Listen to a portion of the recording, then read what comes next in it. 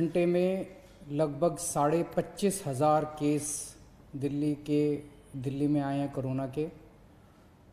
उसके पिछले 24 घंटे में 24,000 आए थे। उसके पिछले 24 घंटे में 19,500 आए थे। अभी कोरोना के केसेस बढ़ने की गति चालू है, काफ़ी तेज़ी से बढ़ रहे हैं। ज़्यादा चिंता की बात यह है कि पिछले 24 घंटे में पॉजिटिविटी रेट बढ़ के लगभग 30% हो गया है, जबकि ये उसके पिछले 24 घंटे में केवल 24% था। 24% से बढ़ के 30% पॉजिटिविटी रेट हो गया। बहुत ज़्यादा तेज़ी से केसेस बढ़ रहे हैं। अभी पूरे दिल्ली का अगर जायज़ा लिया जाए तो जो कोरोना के लिए बेड रिज़र्व हैं, वो बेड काफ़ी तेज़ी से ख़त्म होते जा रहे हैं। पेशेंट्स बहुत तेज़ी से मरीज़ जो हैं वो अस्पतालों में जा रहे हैं। आईसीयू बेड्स की खासकर काफ़ी कमी हो गई है। लगभग सारे दिल्ली के आईसीयू बेड्स मिला के 100 से भी कम आईसीयू बेड्स पूरे दिल्ली में बचे हैं। ऑक्सीजन की भी काफ़ी कमी है। कल रात को एक प्राइवेट हॉस्पिटल ने हमें बताया कि उनके यहाँ काफ़ी ज़्यादा कमी हो गई थी, जिसकी वजह से त्रासदी होते होते बची।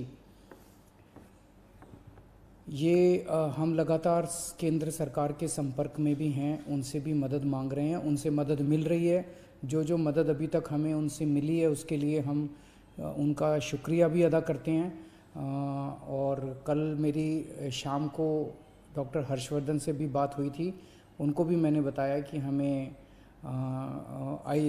बेड्स की और ऑक्सीजन की बहुत ज़्यादा ज़रूरत है। आज सुबह श्री अमित शाह जी से भी मेरी बात हुई फ़ोन के ऊपर। उनको भी मैंने बताया कि बेड्स की बहुत ज़्यादा ज़रूरत है। और दिल्ली में लगभग केंद्र सरकार के सारे अस्पतालों के मिला के 10,000 के करीब बेड हैं। अभी उसमें से 1,800 बेड जो हैं वो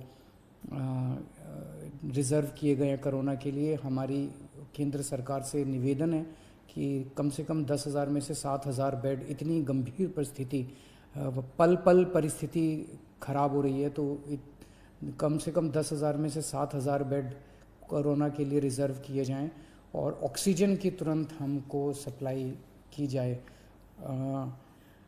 दिल्ली सरकार की तरफ से हम 6,000 अगले 2-3 दिन के अंदर, मैं उम्मीद करता हूं कि 6,000 से ज़्यादा बेड्स, हम ऑक्सीजन बेड्स हम तैयार कर लेंगे। और जैसा मैंने बताया, आईसीयू बेड्स की कमी है।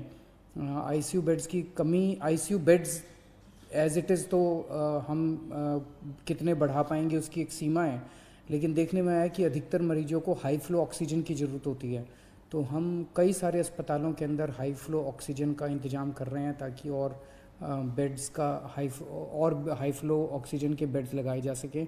तो 6,000 के करीब हम ऑक्सीजन बेड्स अगले कुछ दिनों में Yamuna sports complex, Commonwealth Games, Radha Swami Satsang वाला, ब्यास वाला जो केंद्र था, उसको दोबारा चालू कर रहे हैं। कई स्कूलों के अंदर भी बेड्स लगाए जा रहे हैं और उनको हॉस्पिटल्स के साथ अटैच किया जा रहा है।